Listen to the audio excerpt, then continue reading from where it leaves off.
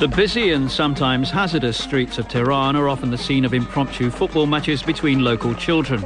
Gross underinvestment in sports facilities in Iran has left these youngsters with no alternative, and they often risk life and limb chasing the flimsy balls that are unique to this part of the world. Journalist Abul Fazl Jalali.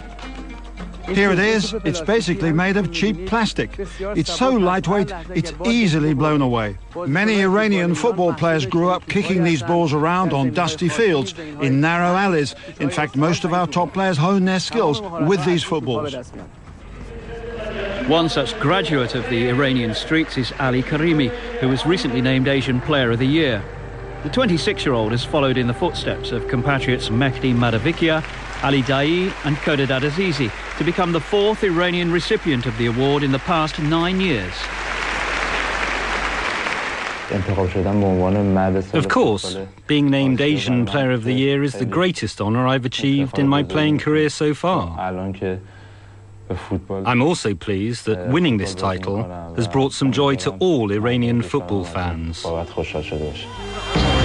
Karimi's rise to the pinnacle of the Asian game is all the more impressive when you consider he was still playing street football at the age of 17. But his burgeoning talent eventually attracted the attention of Iranian second division side FAT, who sold him to the country's biggest club, Persepolis, less than 12 months later.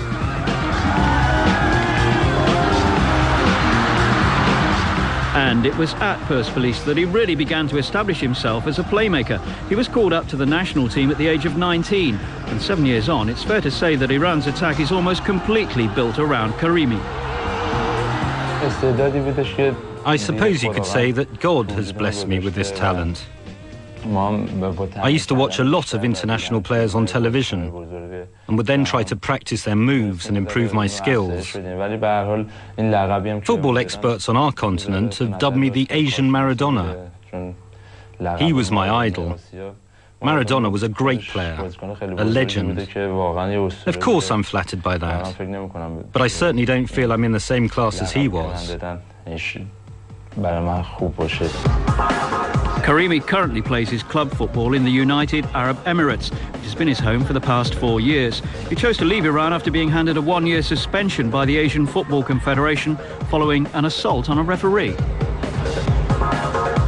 Having escaped the intensity of the Iranian media, Karimi is able to focus on his football, which is proving a major benefit to Al Ahly.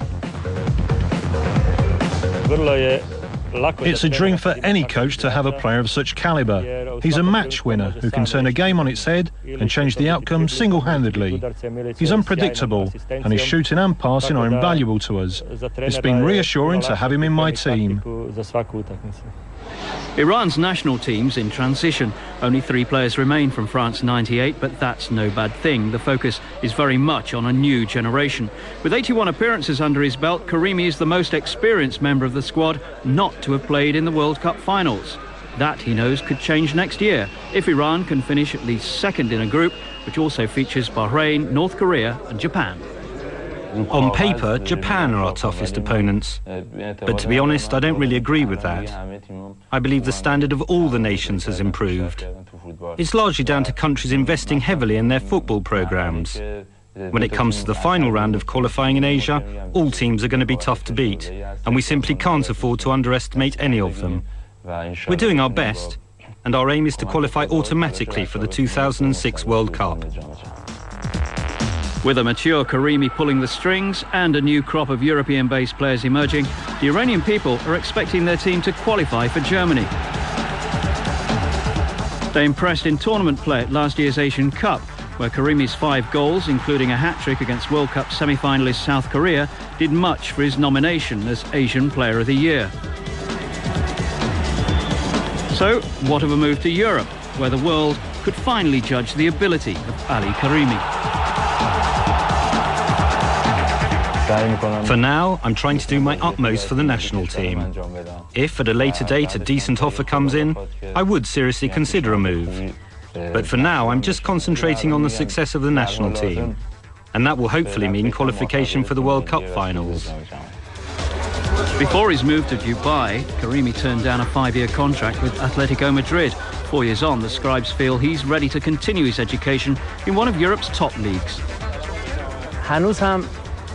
Even though he's been named Asian Player of the Year, I don't feel he's yet reached his full potential.